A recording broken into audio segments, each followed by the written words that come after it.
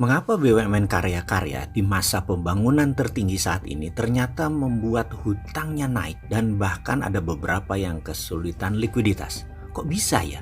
BUMN dimanja tapi merugi. Kita juga sering ingatkan bahwa hanya di negara sosialis komunis BUMN itu jalan. Dan Indonesia kan bukan negara sosialis komunis kan?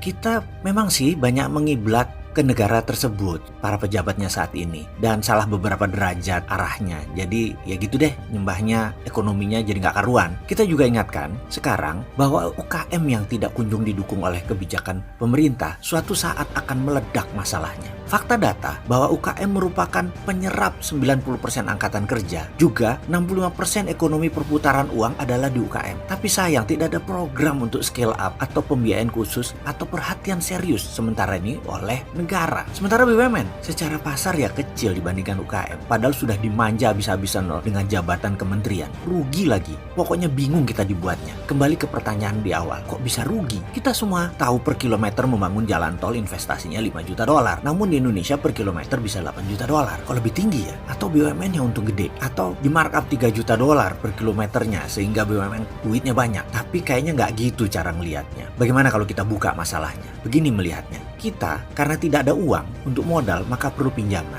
untuk membangun proyek-proyek infrastruktur. Ternyata dalam hukum perbankan yang bisa dibiayai hanya 70% alias yang 30% kita tetap harus store equity, store modal. Sementara kita tahu ekspansi bisnis atau usaha itu sebaiknya pada saat ekonomi lagi boom, bukan pada saat ekonomi lagi bust. Pertanyaan sederhana, Indonesia saat ini lagi boom atau lagi bust ekonominya? Atau kalau pertanyaan anak-anak kelas SD begini, Indonesia ini ekonominya lagi tekor atau surplus? Kalau jawabannya lagi surplus itu boom, kalau jawabannya lagi tekor ya bust. Jadi kita tahu semua bahwa kita saat ini ekonominya lagi tekor, tapi kita ingin membangun, ya terpaksa disulap. Bagaimana nyulapnya? Yaitu modalnya harus 100% pinjaman. Bagaimana supaya dapat pinjaman 100%? Ya proyek itu dinaikkan 50-100% supaya 70%-nya merupakan 100% dari nilai proyek tersebut dan pinjamnya jadi 100%. Mulai paham? Efeknya apa? Hutang BUMN besarnya haram jadah. Sementara proyeknya kalau terlalu dipaksakan untuk membayar hutang pinjaman 100%,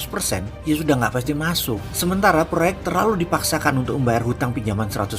Sudah itu ke infrastruktur statis lagi, bukan infrastruktur dinamis. Infrastruktur dinamisnya barang negara lain, baca barang impor. Ya berat lah membayar hutangnya. Tetapi secara fisik memang keren, terlihatnya memang keren. Namun di sisi cash flow, uang di tanah air ya jadi kering. Terlihat dari mana? Inflasi rendah. Inflasi rendah itu dua mata pisau. Benar rendah atau karena tidak ada transaksi, karena uangnya kering. Ya nggak ada transaksi ya terang aja inflasinya rendah. Yang mana yang Indonesia? Apa yang terjadi kalau ternyata yang kedua, transaksi perputaran uang di tanah air memang turun? Apa buktinya lagi? Properti sekarang industrinya mati suri. Buktinya apa lagi? Impor bahan bakunya naik, termasuk impor pangan. Buktinya apa lagi? Perindustrian yang biasanya tumbuh di atas pertumbuhan ekonomi nasional sekarang tumbuh di bawah pertumbuhan nasional. Ini ada yang salah. Masih mau lanjutkan atau menggunakan konsep ekonomi baru, new economic model, atau masih bertahan ala IMF dan ala obor? Wah, pok mau kapan sih?